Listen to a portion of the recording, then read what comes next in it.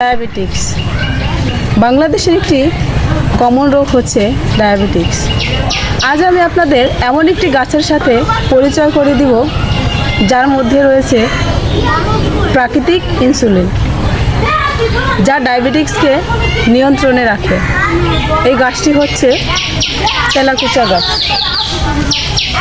আপনারা দেখতে পাচ্ছেন, এটা হচ্ছে তেলাকুচা গাছ।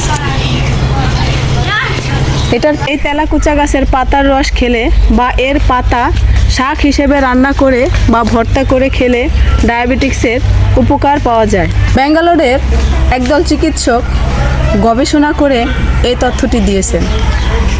আমাদের দেশের প্রায় সব জায়গায়ই এরকম তেলাকুচা গাছ দেখা যায়।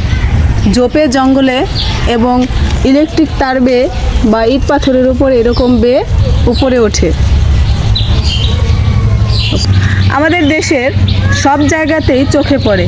আপনারা দেখলেই চিনতে পারবেন এর পাতাটা এরকম তেলতেলে এবং ফলটা দেখতে এরকম পটলের মতো। দেখতেই পাচ্ছেন, সেম পটলের মতো দেখে মনে হয় পটল।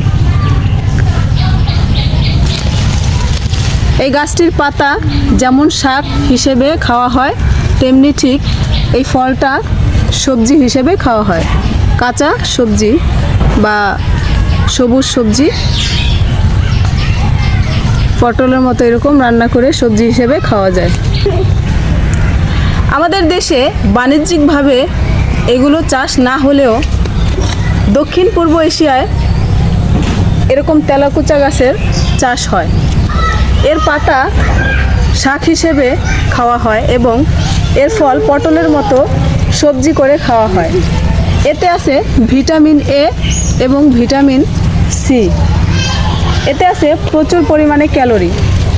আমাদের চারপাশে প্রচুর পরিমাণে এরকম তেলাকুচা শাক রয়েছে, কিন্তু এর গুণাগুণ সম্পর্কে আমরা জানি না।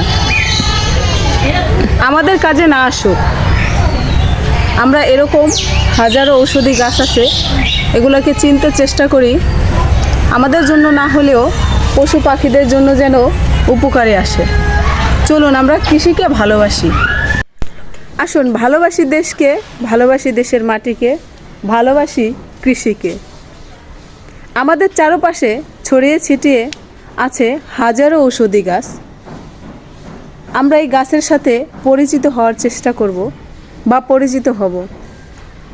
আমাদের কাজে না লাগুক, আপনার আমার কাজে না লাগলেও এরকম আমার মতো আপনার মতো হাজারো মানুষের ছোট বড় সমস্যা এরকম ঔষধি গাছে সমাধান হতে পারে।